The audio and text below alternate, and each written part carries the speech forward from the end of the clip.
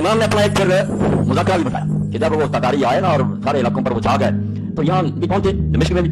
تو امام ابن تیمیہ رحمۃ اللہ علیہ فرماتے ہیں مجھے بھی بلایا اور بھی لوگ گئے تو وہ مسلمان ہو گئے تھے، مگر یزید کو بڑا جانتے تھے، ان سے اچھے تھے کہ پہلے مسلمان ہوتے وہ سمجھ گئے یہ پیر ہے۔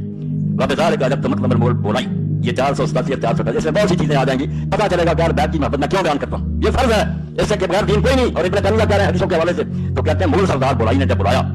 لما قادم دمشق کا بالفتنۃ الکبیرہ، جب وہ سب تباہ کرتے آ رہے تھے دمشق میں پہنچے، وجرت بینی و بینہ و بین غیر مخاطبہ، میرے اور اس کے درمیان پھر بات چیت ہوئی، کئی مسائل اس نے چھیڑ دیے بلائی نے، وسالنی فی وسالنی ما تخون فی یزید، تو جو باتیں اس نے پوچھی اس نے یہ بھی پوچھا کہ یزید کو تم کیا کہتے ہو، تو امام پھر بھی درمیان میں رہے کہ نہ لعنتی کی نہ تاک کول تو لا نسب ولا نحب، ہم نہ اسے محبت کرتے ہیں، اس کو اچھا بھی نہیں جانتے اور گالیاں بھی نہیں دیتے، فإنه لم يكن رجل صالحا فنحبه، نہ تو وہ نیک آدمی تھا کہ ہم اسے محبت کریں ہاں، ولا نحن لا نسب من المسلمین بیانی، اور مسلمان کسی طرح کا بھی کیا گزرا ہم اس کو نام لے کر اس کو گالی بھی نہیں دیتے،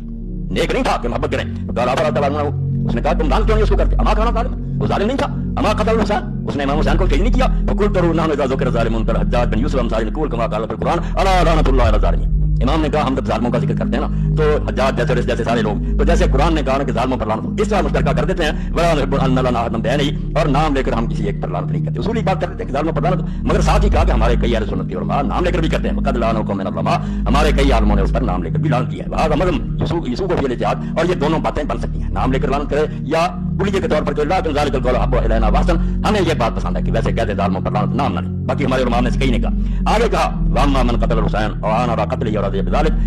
رہے وہ لوگ کوئی بھی نکلے جنہوں نے حسین علیہ السلام کو قتل کیا یا اس کے قتل میں مدد دی،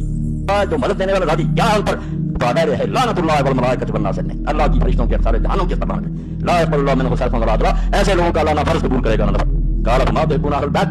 اور بلائی نے کہا تو میرے بیت سے محبت نہیں کرتے، قلت تو محبت من دنا فرض واجب، امام نے کہا ان کی محبت فرض ہے، واجب دین میں یقدر لہ اس پر اجر ملتا ہے، فانه قد ثبت اننا في صحیح مسلم زید بن ارقم قال، کیونکہ ہمارے پاس صحیح مسلم میں ثابت حدیث ہے کہ زید بن ارقم کہتے ہیں قال خطبنا رسول اللہ صلی اللہ علیہ وسلم بغدیر یدعى خمن بین مکہ والمدینہ، کہ رسول کریم علیہ السلام جب اپنے آخری حج سے لوٹے تو مکہ اور مدینہ کے درمیان ایک چشمہ تھا تالاب جس کو غدیر خم کہتے تھے، وہاں اللہ کے رسول نے خطبہ دیا، فقال ایھا الناس انی تارک فیکم الصلاۃ، لوگوں میں بشر ہوں، کوئی پتہ نہیں فرشتہ ادھر کب آیا اور میں دنیا سے چلا جاؤں، اس لیے میری وصیت سن لو کہ میں تمہیں کیا کہہ رہا ہوں، میرے بعد کیا کرنا، دو عظیم چیزیں چھوڑ رہا ہوں، شکلان بہت گراں قیمت، ان کا کوئی مول ہی نہیں ہے، ان کا کوئی اندازہ نہیں، وذکر کتاب اللہ عز وجل، تو آپ نے قرآن کا ذکر کیا اور لوگوں کو بہت شوق دلایا کہ قرآن سے نور لینا، ثم قال وجرتی اہل بیتی، اور فرمایا دوسری چیز جو امانت ہے میری تمہارے پاس، میرے خاندان کے لوگ ہیں، میرا گھرانہ ہے، اذکرکم اللہ فی اہل بیتی اذکرکم اللہ فی اہل بیتی، بار بار کیونکہ حضور کو اللہ نے بتا دیا تھا کہ یہ بات مانیں گے نہیں مسلمان، بعد میں تیرے بچوں پر قیامت گزرے گی، حضور نے 3 بار یہ کہا کہ میں تمہیں اللہ کا خوف دلاتا ہوں، اللہ کا خیال کرنا، میرے اہل بیت کے بارے میں ان سے ظلم نہ کرنا، اور امام قرطبی کا تذکرہ دیکھیں جس میں الزام ملا، وہ کہتا ہے بنو امیہ نے رسول اللہ کے شدائد کے بالکل اٹھ کیا کہ کچھ کو قتل کر دیا، کچھ کو قیدی بنایا اور عورتوں کو شہروں میں گھمایا، جو حضور نے کہا تھا اس کو اٹھ کیا ان ظالموں نے۔